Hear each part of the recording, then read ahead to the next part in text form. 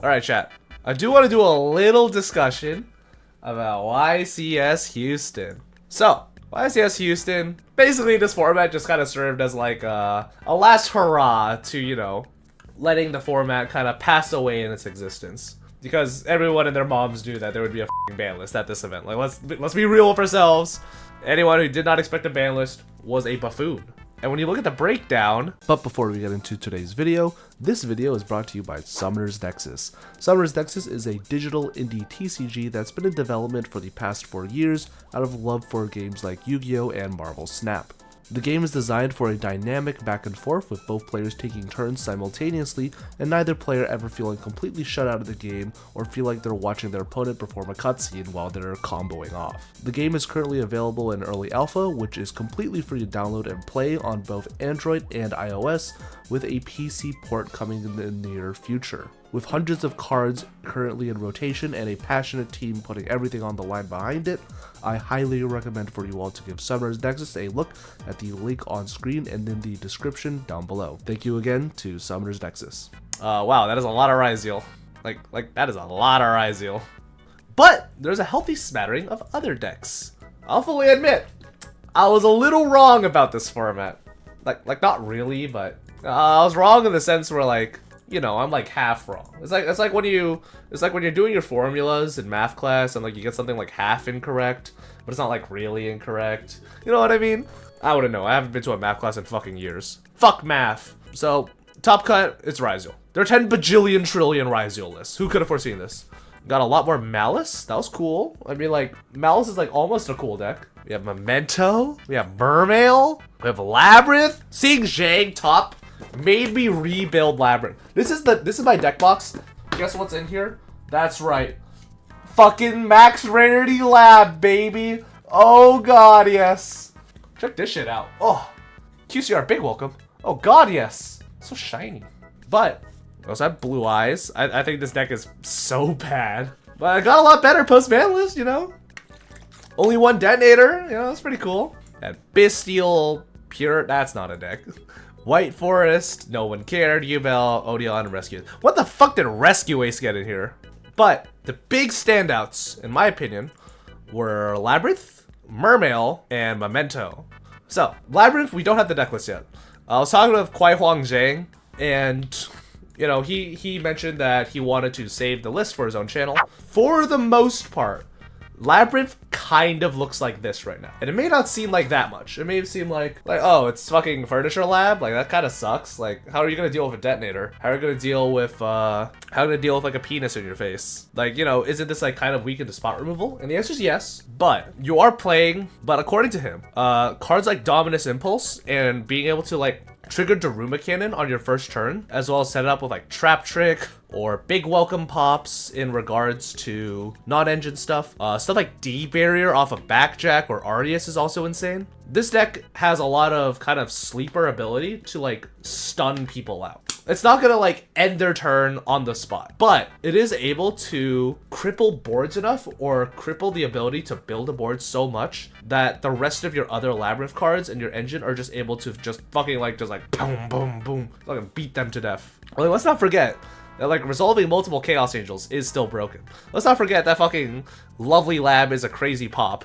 Lady Lab is a big ass woman. Like, there's pops in Lab, there's bounces. Like, this deck is still really, really cool. This deck is still very, very viable. As well as the fact that you're able to play like some dumb shit like Mischief of the Gnomes and like discard that off of furniture and then banish it. Oh my god, so broken. So broken. Second list I do want to talk about is Mermail. I think that this deck no longer exists. So we're gonna stop talking about that. Damn, bro. This deck is like so sad now. No Bahamut, no Dweller, no Toad. Holy shit, bro. Poor Mermail players. Mermail is kind of like a deck where it either like wins or it loses. Nah, bro, it still exists. Berry Statue Turbo. Yes, there are ways to like scam with this deck. You could play like, you know, like a bunch of minstrels. You could play like Berry Statue of the Torrent. They're like, you can play like Zealantis. I don't know, Marincess bullshit. Who fucking cares? The funny part about this deck is that, again, it is a deck that either wins or it loses. And what the fuck does that mean? It is one of those decks where like, if you manage to resolve your fuck ass combo combo like uninterrupted, you basically just like win the game. This deck like hand loops you for 12, sets up like double toe dweller, like fucks your mom and calls you fucking Santa Claus. You know what I'm saying? But again, Mermail, pretty good deck. I mean, like, just look at all this bullshit, bro. Fucking Xyz Encore, Chaos Hunter, Lancia. You guys in such a good spot right now. And finally, step out the winner, Memento. Ah, it's beautiful. Look at it, chat. It's ass all the way down.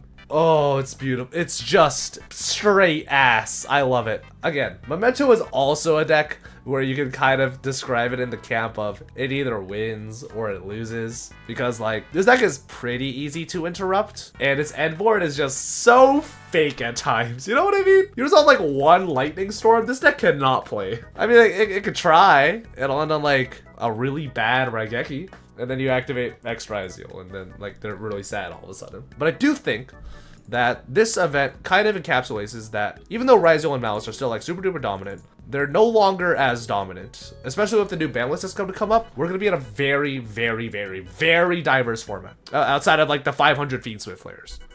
Like, ooh, I sure love Engraver. Bat Chest, Fiendswift Track to the moon. Malice is Sheiks now. Hey man, Malice does its best. I'm not saying it's good.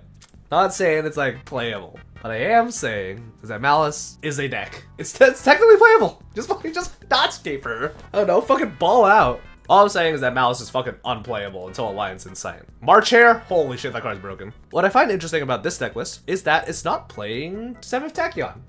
Triff kind of talked about this in one of his videos, where he was like, if you're going to be playing Pure, playing 7th Tachyon isn't actually that good. Now, you may be saying, but it searches any card in the deck. I could do Surface Ping, Big Jaw stuff. Yes. Also, you will lose the Droll a lot harder, and you don't want to be going neg. It's really weird to describe, but Ryzeal is a deck that does not actually like losing resources. Crazy statement.